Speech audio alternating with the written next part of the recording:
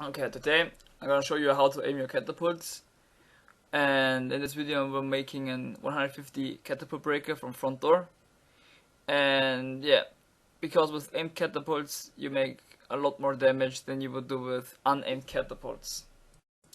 A lot of you guys probably have already tried once to make a catapult formation, or like back in the days where you had no knowledge about how to really do it and how to actually place down your catapults. You probably did it like this. Like for me it's no difference. I started like this also, like in my first few weeks and months in this game. And you probably have seen a good report from some really good player and be like, oh, I have to actually do it like he does, put my catapults in rows and just attack with them, not even knowing that you could actually move catapults. You just place them probably down like this, and then you mark them like all at once and just aim at the middle with every one of every little catapult, and just put them and just try to aim them directly as far as the middle as possible. Like I'm a little bit slacky here in this video, but I mean you get the idea what I mean. And you were like, oh man, this is the shit. Like my catapults will fuck this castle open really hard. But yeah, I mean there are better ways to actually do it. I mean, if you could actually adjust every single catapult and aim them better, I guess. Also, the next question is, how much catapults do I use? Like 150 catapults, 120, 180, 140. Like there are a lot of different numbers to actually use catapults. And basically, it's my experience. I use 150 catapult breakers. Because if you attack someone who plays actually a lot of cards and the big cards to defend, like a big card, you won't do much damage with 120 catapult breaker. If the guy has the biggest structure cards in and puts like he has like 600 men on the walls and a lot of archers and a lot of pitch on the front door, for example, and you attack with 120 catapults, you probably do literally no damage. And if you have like 150 catapults, you will at least get 1 or 2 or 3 towers. Depending on how good your catapults are adjusted. And I mean, yeah, if you attack someone without cards, I mean the 120 catapult breaker will probably do almost as much damage. Maybe not as much, but I mean it would still do a lot of damage. And yeah, but I mean it's just about you want to have the best formation if you attack someone who actually wants to defend this castle. So that's why you want to make the 150 catapult breaker. So in the clip I'm showing right now, I already placed down the catapults and moved them all in the bottom left corner. You can actually move catapults by, if you have them marked, just right clicking on the ground and they will just move there. So that's when you want to have your catapults set down in the bottom left. And just like move them a little bit. Like I just made them like, you see this is like a little bit like of a round form. So it's like not too spread it out and you have some space in the back line. And also put them as far in the front as possible, so that basically they will just, even though the catapults die pretty fast, they will still do, they will kinda tank for the other catapults in the back. The first thing you want to do is mark them all, and just right click into the middle, aim them all at the start completely in the middle, and afterwards you can start adjusting them like I'm doing at the moment. I have prepared a picture here. On this picture you can see actually where the catapults should be aimed at. The middle 3 towers have to die pretty fast, so you should aim all the catapults at the middle aim towers. And also, as you can see, I have this red, I don't know, this red line after the catapult range. That's the actual range because they actually shoot faster than further than they actually are aimed at. So you have always to consider their range. And back to the adjusting. So probably adjusting every little catapult from 150 now, and they will all be adjusted at the middle 3 towers I just marked before, because you just need a little bit of a gap to get actually through, and the 3 towers are just enough. And since 90% of all the Stroghold Kingdoms players build the same outer ring, you don't need to worry about anything else. The catapult formation will still do a lot of damage against any other outer ring people create, so don't worry about that. But it's still pretty good if the standard outer ring, which is probably the best at the moment, you will kill the middle 3 towers pretty fast. Also consider that they probably have the smaller towers in the corners, or at least somewhere near the corners, which means it's like one space which is diverting between the castle, the outer rings from a lot of people, since some of them have one more space from the bottom to the top, and some have it from the other way around. So yeah, we'll just continue adjusting every catapult now. The thing is, I actually put them on max range most of the time, except when I aim at the middle, because you don't really want to have every catapult at the max range when you aim at the middle, since they will probably do just a little bit of damage to the pikemen, which are behind the keep, which is like only like maybe they hit them 1 or 2 times, and they probably get only half the damage to the pikemen standing behind the keep. And since the HP bar of them will only drop maybe at the half at least, because the catapult will hit them like 1 or 2 times, and then they will just die. The catapult, I guess, from the archers or ballistas, and that's why you want to have your catapults all aimed more in front of the keep, so you can actually kill a lot more pike before all your catapults die, and you have at least gotten rid of the catapults in front of the keep. Okay, now I forwarded the video a little bit, because it will take forever if I just show every single catapult adjusted.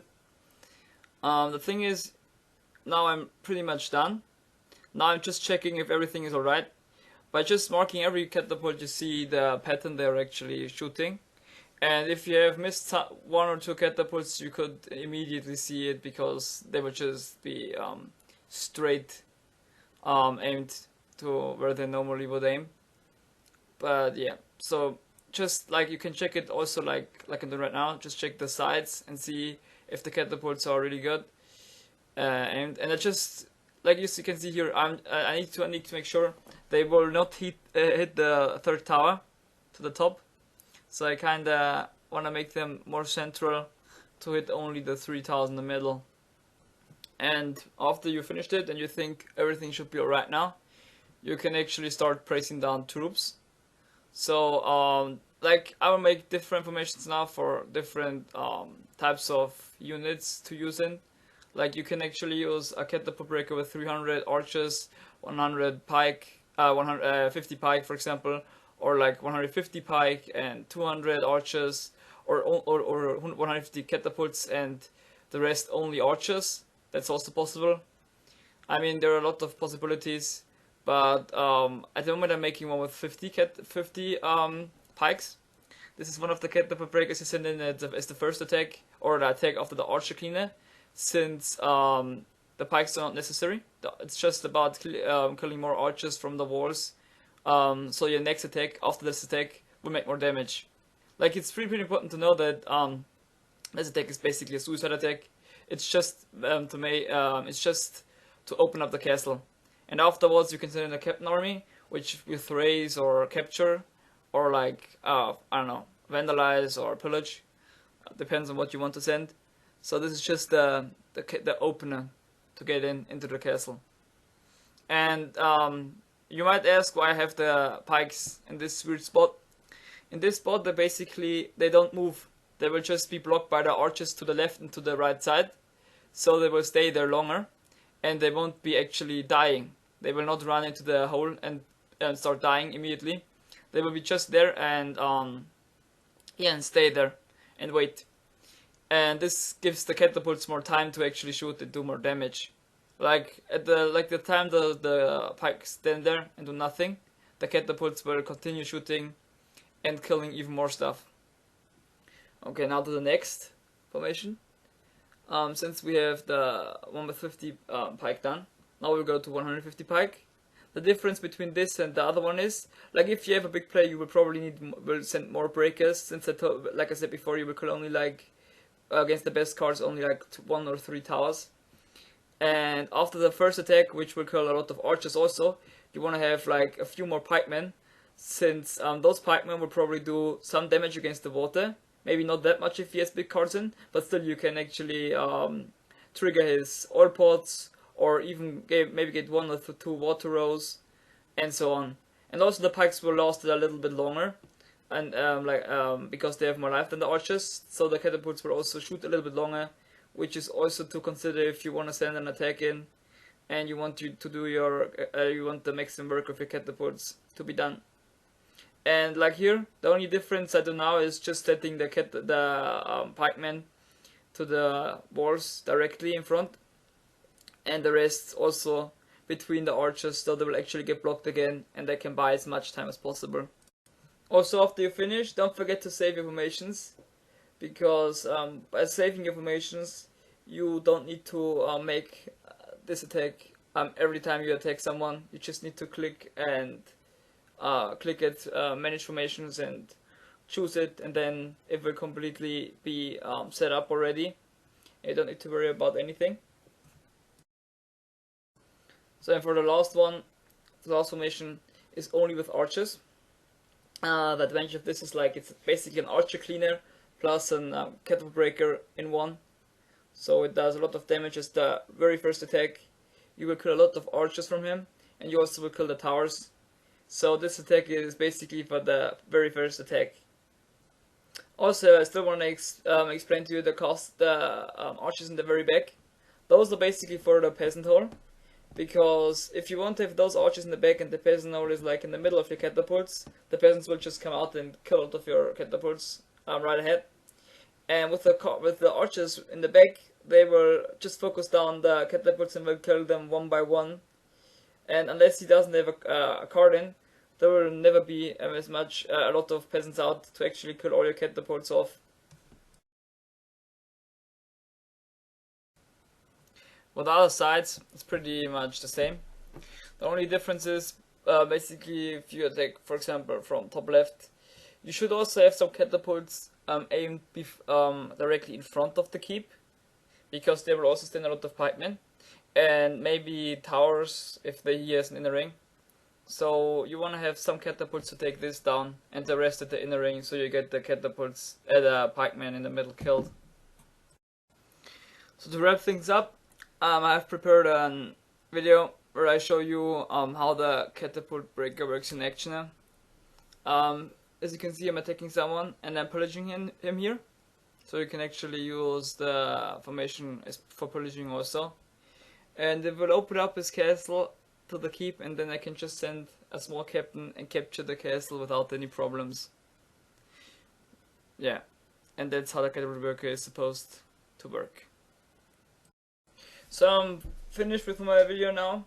If you still have questions, or I forgot something, some minor details, probably I've forgotten a lot actually, just ask them in the comments. I try to answer as much as I can, and maybe I will make another video on how to actually build captains, use captain formations, actually abuse catapults and the way catapults shoot, because they have a strange shooting pattern, I guess.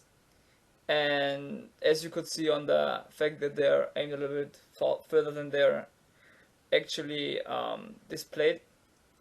So yeah, see you next video, I guess.